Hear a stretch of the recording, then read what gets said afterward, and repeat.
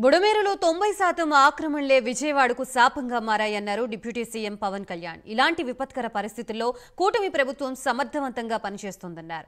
సహాయక చర్యలు ముమ్మరంగా కొనసాగుతున్నాయన్నారు. హెలికాప్టర్లు, డ్రోన్ల ద్వారా బాధితులకు ఆహార పదార్థాలు అందించామన్నారు. వర్షాలు, వరదలతో పంటలు, రోడ్లు తీవ్రంగా నష్టపోయాయని ఆవేదన వ్యక్తం చేశారు పవన్ కళ్యాణ్. ఇది అందరూ మాట్లాడుతున్నట్టు ఇది బుడమేరు పరివాహక మనకి దీనివల్ల ఇంత విపత్తు సంభవించింది, విజయవాడకి శాపంగా మార్చినాయి అని. అంటే ఒకటి, ఈజీగా ఏ ప్రభుత్వాన్ని తిట్టేయడం చాలా తేలిక. గతంలో కూడా చూస్తే మనం పోయినసారి కూడా వైసీపీ ప్రభుత్వం ఉన్నప్పుడు నేను చాలాసార్లు మాట్లాడినప్పుడు చాలా ఒక నియమాలతో నియంత్రణతోనే మాట్లాడేవాడిని. అలాగే మీ దృష్టికి ఏం తీసుకొస్తున్నానంటే బుడమేరు పరివాహక ప్రాంతంలో దాదాపు 90% ఆక్రమణలు ఉన్నాయి. ఈ ఆక్రమణలే బుడమేరుకి మన విజయవాడకి శాపంగా మార్చేసినాయి. ఇవన్నీ ఇప్పటికీ కొన్ని ప్రాంతాల్లో ఆక్రమించిన ఇళ్ళు, ఆ ప్రాంతాల్లో ఇల్లు నిర్మించారు.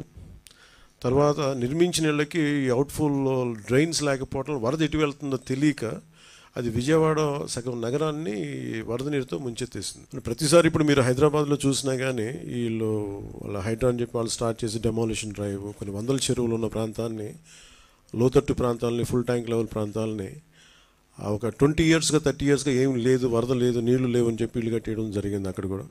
అలాగే ఏ మూల భారతదేశంలో ఏ రాష్ట్రంలో అయినా సరే, అలాగే ప్రత్యేక తెలంగాణ కావచ్చు, అలాగే మనకు సంబంధించి ఆంధ్రప్రదేశ్ కావచ్చు, ఇది ఈ నదీ పరివాహక ప్రాంతాలు ఇక్కడి నుంచి సహజ స్థితిలో అది ఆ వాగులు వంకల నుంచి వెళ్ళి సముద్రంకి వెళ్ళే దిశలో ఆ దారి మధ్యలో ఇల్లు కట్టేయడం, లేదంటే లేఅవుట్లు వేసేయడం, ఇవన్నీ వైలేషన్ ఒకళ్ళు చేయలేదు.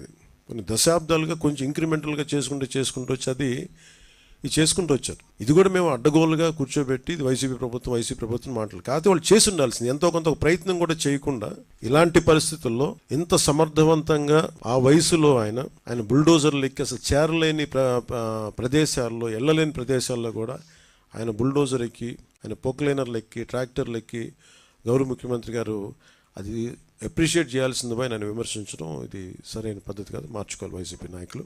అలాగే వైసీపీ నాయకులకు కూడా నా విన్నపం, నా విజ్ఞాపన, మీరు విమర్శించడానికంటే కూడా ఇది మనందరి ఉమ్మడి సమస్య, ఇది మన రాష్ట్ర సమస్య ఇది. సో మీరు కూడా నడుము వంచి, మీరు కూడా బయటకు వచ్చి, మీరు కూడా సహాయక చర్యల్లో పాల్గొనాలని మనస్ఫూర్తిగా కోరుకుంటా ఉన్నాను. మెయిన్ ఇది అందరూ మాట్లాడుతున్నట్టుగా ఇది బుడమేరు పరివాహక మనకి దీనివల్ల